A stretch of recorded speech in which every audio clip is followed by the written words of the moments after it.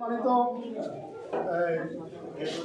আমাদের বড় ভাই, আমাদের এলাকার এবং কৃতি সন্তান, যারা হয়তো আপনি একটা আমি চিনেন, হয়তো দেখেন আজকে উনি উপস্থিত আছেন, ডক্টর এম আনিসুল আউয়াল। আমি ডক্টর আনিসুল আউয়াল, ডাক্তার আনিসুল আউয়াল।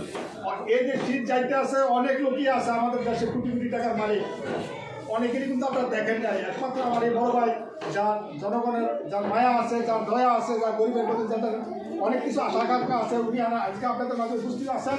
আপনাদের মাঝে সামান্য কিছু নিয়ে আসছেন। যদি আপনারা সুযোগ করে দিতে পারেন, সবসময় আমাদের পাশে থাকবে, এমনও থাকবে।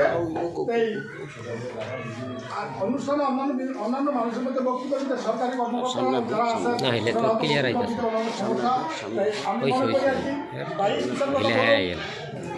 এখন আপনাদের সম্মুখে সংক্ষিপ্ত আলোচনা করবেন যে ডাক্তার এম আনিসুল আউয়াল স্যার।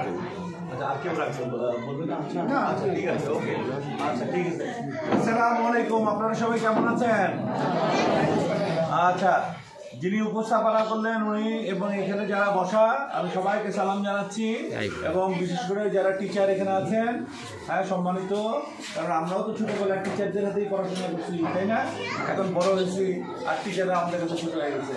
দেখে মনে হয় আমি জনের নাতনি এরকম মনে হয়, কিন্তু একটা ছিলাম, তাই না? তো যাই হোক, আপনারা সবাই আমার জন্য দোয়া করবেন। আপনারা সবাই জানেন যে বিগত সরকার, যে সরকার ছিল হাসিনা সরকার, সেটা দীর্ঘ 15 বছর বিনা ভোটে ওনারা দেশটাকে পুলিশ বাহিনী, ছাত্রলীগ, যুবলীগ, তারপরে আওয়ামী লীগ, তারপরে তাঁতি লীগ, মৎস্যলীগ, এই সমস্ত এদের সবাইকে নিয়ে জোর করে দেশটাকে চালাইছে। কোনো ভোট দিতে দেয়নি কাউকে, এবং নামে কারো কারো ভোটার তালিকা তৈরি করে দিয়ে গেছে, কিন্তু বেশিরভাগ মানুষেরই ভোটার তালিকা হয়নি। যাই হোক, ইনশাল্লাহ সেই দুর্দিন থেকে, এবং আমাদের দেশটাকে মোটামুটি ভারতের একটা অঙ্গরাজ্য বানায় ফেলাইছিল। এই জন্য আমাদের মনটা খুবই খারাপ ছিল, পুরা দেশবাসী। আমরা কিছুতেই এটাকে মেনে নিতে পারি নাই। একটা প্রচণ্ড আন্দোলনের মাধ্যমে 5ই আগস্ট আমাদের দেশ নতুন করে হাসিনা এবং আওয়ামী লীগ মুক্ত হয়েছে। কিন্তু এর অর্থ এই না যে সব আওয়ামী লীগ খারাপ, তা না। ভালো মানুষ আছে, ভালো মানুষকে সবসময় সম্মান করবেন, ঠিক আছে? এটা মাথায় রাখতে হবে।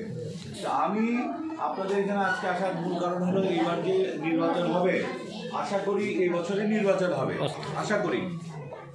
এই বছর নির্বাচন হলে আমি একজন প্রার্থী হিসেবে বিএনপির পক্ষ থেকে আমি একজন প্রার্থী হিসেবে মনোনয়ন প্রত্যাশী।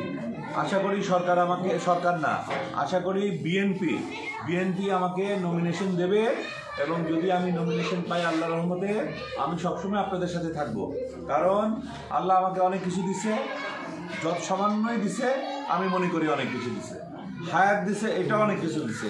এই যে আমি দাঁড়াইতে পারি, চোখে দেখি, কানে শুনি, বুঝতে পারি, হ্যাঁ।